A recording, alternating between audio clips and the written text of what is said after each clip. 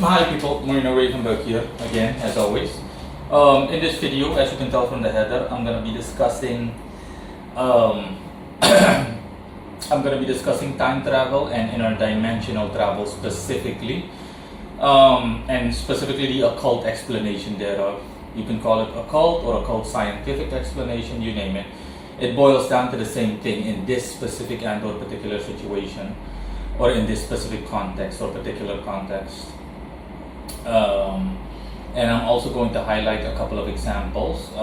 You can stay tuned for that at the end of this video, or you can find the links in the description below if you're interested in viewing these examples, and that accounts for people that are unaware of and or unfamiliar with the subject matter as a whole, and specifically those of you that have never seen the examples that I'm going to highlight again in the end screen. So wait until the end of this video, or check them out if you don't want to wait. Check out the links in the description below. They'll automatically open up in a new tab, of course, provided that you have those settings on your device. Yeah, and there's not a lot to talk about, honestly. As usual, I record all my videos unscripted and everything like that. It's purely just me talking, and that's it. Me spewing forth knowledge and imparting wisdom and knowledge, and as always. So I don't think this video is going to be long. Anyways, let me start off by saying that regardless of what you want to believe, this is not something where belief applies. Time travel and interdimensional travel exist, period. They exist whether you like it or not. Realistic cases of where time travel and or interdimensional travel took place can be found in the examples that I was referring to just now. Time travel simply means teleporting from one place to another in whatever way. Interdimensional travel, teleport is also the same thing, but the difference is that with the former, it's time related. For example, you teleporting from 2021 to 1999. And with interdimensional travel, it's simply going to a different dimension. The year is the same, everything is the same, but living circumstances and other anomalies are off. For example, a dimension in which you have only one leg because you lost the other leg in a car crash in that dimension. That's what interdimensional travel is, okay? It's an alternate reality, so to speak, literally and figuratively. Now, the occult explanation for these, I've never done a video on this subject, not separately. I might have mentioned this in a live stream, but I've never done it specifically, not that I can recall. The explanation for these are simply lie within. So I mean, people who have actually experienced this throughout mankind's history. So people that have either time traveled, okay, without being aware of it, or people that have traveled interdimensionally, again, without being aware of it, because 9 out of 10 times they're unaware of it. There has, as far as I know, there isn't one single case, well-known case, where someone deliberately time traveled. Okay, there are cases, but you have to really look for them actively. Okay, I'm focusing in this video specifically on the mundane people, the average person that doesn't know anything about traveling, about either time or interdimensional travel, and yet the person still found himself or herself in such a situation. With time travel as well as interdimensional travel, the reason behind these and the way that it happens to people, okay, unbeknownst to them, are simply through time portals and or time loops. Realistically speaking, throughout the entire world, you have time portals, you've got time loops, you name it. And the best way to compare it is simply a doorway. You enter the entryway and the exit is somewhere else entirely. In the examples that I gave, okay, there are 3 videos that I gave as an example. One is about an account of a man that traveled through the Bermuda Triangle. The Bermuda Triangle is a notorious zone where numerous ships and airplanes have disappeared and whatnot. Most of you watching this must have heard of it. And it is close to the Caribbean, essentially, roughly estimated. It's It's basically between the U.S., specifically Florida as a state, and the Caribbean, somewhere within that area. Okay, if you want to see the exact geographical location, you can easily look it up, or the example video will already give you enough information in relation to where it is precisely. But long story short, in that example, someone who survived the Bermuda Triangle actually discusses what happened to him specifically, and it was a pilot that, shortly summarized, flew through the Bermuda Triangle with a small plane, a really small aircraft, and he left an island and he was going back to Florida, and it was going to take him approximately an hour and 15 minutes, roughly estimated. And instead, at the end, he made it there in approximately half the time, or with half an hour to spare, with no realistic or plausible explanation, in the sense that his plane might have accelerated or something like that happened. No. Okay, and he explains that when he went through the Bermuda Triangle, he had to fly through a cloud, and the cloud behaved oddly because the cloud grew in size all of a sudden, and the cloud also traveled essentially with him, or along the same path, or in a linear way. And all of a sudden, when he was in that cloud itself, there was lightning, but not in a normal way. There was lighting, better said. Okay, and it wasn't lightning. These were literally spots of light that were so bright that they lit up the entire environment. And lightning doesn't do that, obviously. When lightning strikes, it's just lightning strikes, and it's a brief flash of light, but not an all-illuminating light, or a light that illuminates the entire region. Lightning does not do that. And he says he saw an opening, and as he was gunning for the opening, all of a sudden it became much more narrow, to the point where it was like in a movie, basically barely crawling through the eye of the needle, hypothetically speaking. And that was the case with him. And when he contacted the nearest airport or flight control station in Florida, they couldn't see him on radar, and then he found himself all of a sudden in Florida. This is only one example, but throughout my life, without even trying, I've heard several accounts. Of course, these are the lucky ones. There are several planes and boats and whatnot and crafts that have never made it out, and up to present day, not one of them has been found back or anything like that. Now, that whole cloud that he was discussing and everything, it's just as I said. This is simply a portal or a doorway to another universe. The same way that as an occultist, when you astral travel, you basically go into the astral dimension. You hypothetically speaking, yank out your astral body out of your physical body, and then you go into a different dimension, or better said, this what the average person likes to call the spirit world, but in reality it's just the astral, quote unquote, just the astral plane. It's just the astral plane, and it's generally speaking the lowest plane of existence, essentially the sphere of existence, spiritual existence, or the spirit world that is the closest to the material world, so the lowest astral planes, or the lowest of astral planes. And it's the same thing, or it's very similar at the very least. Okay, that's what happens to people that find themselves having either time traveled or traveled interdimensionally. You simply go in one entryway and you come out the other entryway as an exit. And scientifically speaking, you can compare it to a wormhole. Same way that you have wormholes in space or black holes. Obviously, they don't do the same thing. But again, not something that has to be excessively complicated, or it has to be turned into such. You don't have to turn it into an excessively complicated matter. It's a time portal, plain and simple, or an interdimensional portal. These kind of portals, I know enough, okay, as an occultist, I have enough knowledge and experience to the point where I can safely tell you that these portals are all across the world. You can find these portals everywhere, but of course, only hypothetically speaking. You can't literally find them. Okay, it's too hard, and by the time that you are aware of it, you're already smack dab in the middle of it. It's like going into a building and then going in through the entryway, the front door, and going out through the back door, and you're on the other side of the street. Now, if you weren't going to take if you weren't going to walk into that building, but you wanted to end up on the exit on the other side, you would have to walk around. If it's a large building, for example, and the building is situated in such a way that it's not easily reachable, then you would, generally speaking, I'm pretty sure or near guaranteed that you would have to walk several blocks, or if you had to go around the entire building, it would be substantially longer.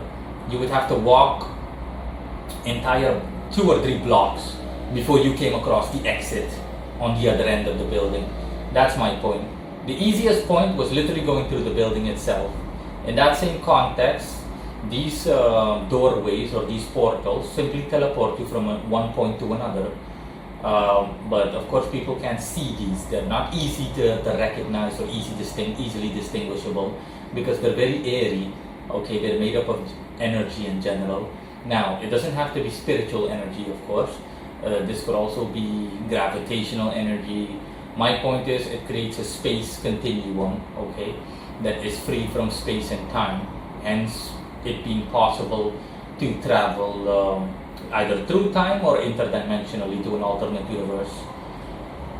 As is the case with the pilot. In his case specifically, in the given example, he simply traveled from point A to point B and that time portal literally teleported him in a matter of moments, and that's why he managed to shave off close to half of the usual time it would take with no rational explanation. You know, the plane didn't go any faster, it wasn't capable of going any faster, nothing. I have also heard accounts. Okay, this is the only example that I'm going to give, of course. This specific example in relation to what I just discussed in relation to this pilot. But I've heard other similar accounts. I repeat. I've heard other similar accounts where, for example, a pilot that flew from point A to point B in a matter of literally minutes. What was supposed to take, for example, 8 hours only took 8 minutes. And generally speaking, things went the same way. Pilot flew into clouds because they were unavoidable. He couldn't see anything, everything became dark. He just kept going and going and going, hoping he was going to get out, and he did get out eventually. And all of a sudden he noticed that he was already at his point in destination, and he looked at his watch and only 8 minutes had passed, literally only 8 minutes.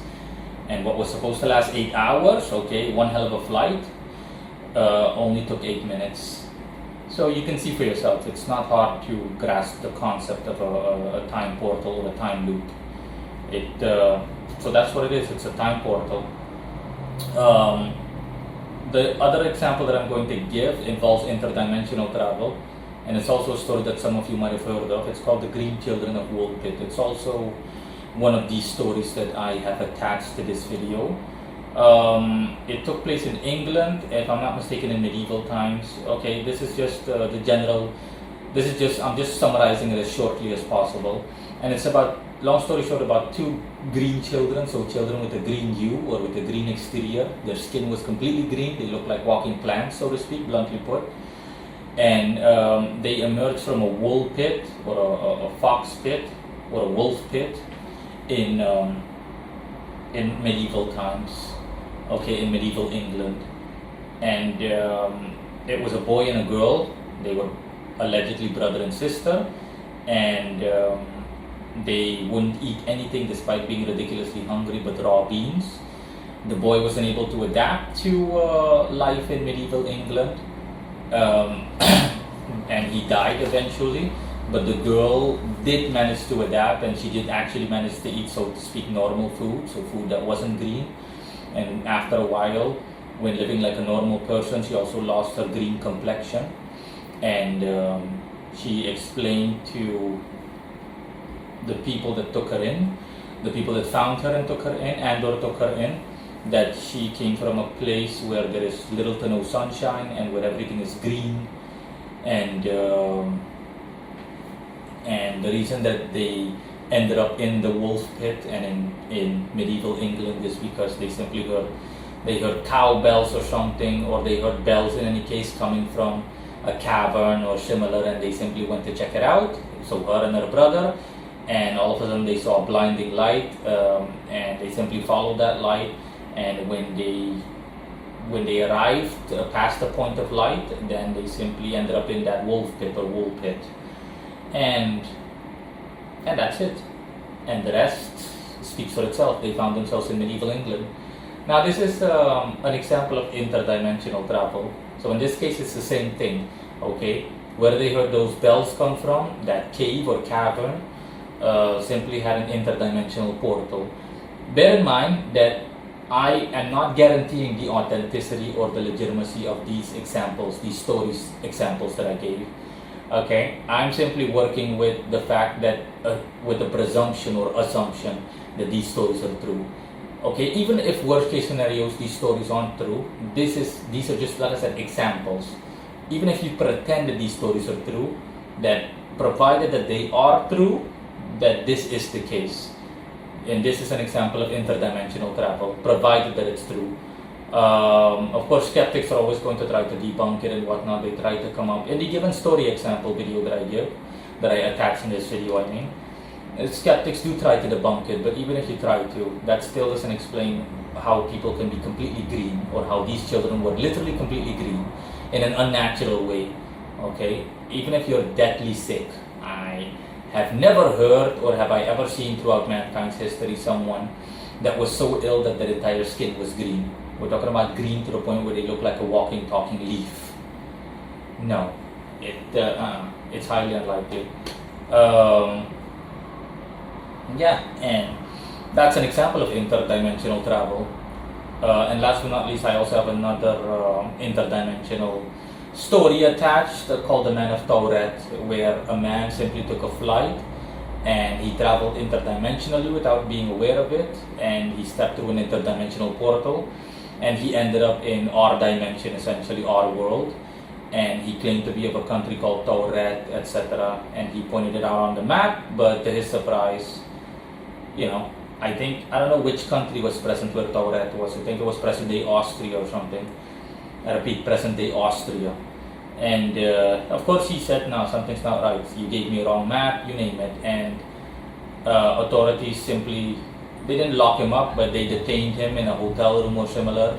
And after a short while, when they went to check on him, he was completely gone. He just vanished into thin air without any explanation. They searched the entire premises, nothing. He didn't jump out of a hotel window, nothing. He literally just vanished without any trace of anything. And the same applies to his passport and all the other items that they confiscated from him. So yeah, that was the last example that I gave. Again, another example of interdimensional travel. This man, without being aware of it, at some point in time, stepped through an interdimensional loophole. And the rest is history, speaks for itself.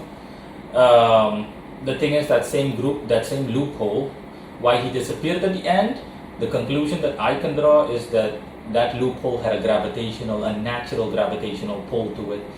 And that loophole literally just pulled him while he was in that hotel room, alongside all the items that had the same gravitational pull.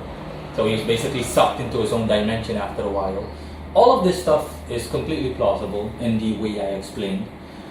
It could happen to any one of us. As long as it's fated to happen, it's going to happen. It can happen to me, it can happen to anyone you can think of, okay? And of course, you're not going to be aware of it because you can't see it, the same way that you can't see the wind. You recognize the wind, the same way that energy isn't easily distinguishable. You can't see energy with your physical eyes, okay? You need to be able to have an astral view to be able to actually observe energy. In that same context, the same way that you can't see wind physically, you can feel the wind. That's how you know that the wind is there. You can see other items that are prone to moving, like your hair, your thingy, your clothes. You can see the trees or the environment around you being shaken up by the wind. That's how you recognize the wind, but you can't actually physically see the wind, as in hold a piece of wind in your hand. No. Okay. Wind is a physical phenomenon, but it's of a highly complicated nature. It has, in terms of appearance, an energetic appearance. I repeat, it has an energetic appearance. The same goes for these loopholes, and whether they be time loopholes or extra-dimensional or interdimensional loopholes. Hypothetically speaking, I feel sorry for the people regarding the Bermuda Triangle that were never found. For all means and accounts, or by all means and accounts, 9 out of 10 times you can write these people off as dead. Just as I explained in my office building example with the entryway and the exit, the same thing applies there. The people that were never found, these people are either in a different dimension or they're in a different time period. Okay, imagine taking a flight and flying through the Bermuda Triangle, or taking a cruise ship, and then all of a sudden you find yourself in the year 1100, or you find yourself in BC times, staring at Alexander the Great, for example, or similar, or the Romans, looking at Caesar, staring at Caesar or Pompey, you name it. Okay, that's essentially more or less, as a guess, what happened to these people. These people were simply teleported to a different point in time, and they have no realistic way of coming back other than just fate. Okay, if it's fated that they're going to come back because they're going to step through that same, at some point in their lives, step through that same interdimensional loophole that brings them back to our time and or our world, then they're lucky, so to speak. It's pure fate. But provided that that's not the case, then guess what? You're stuck in BC times, and you're stuck in medieval times, or wherever that loophole teleported you to at some point in time and or dimension, and there's nothing you can do about it.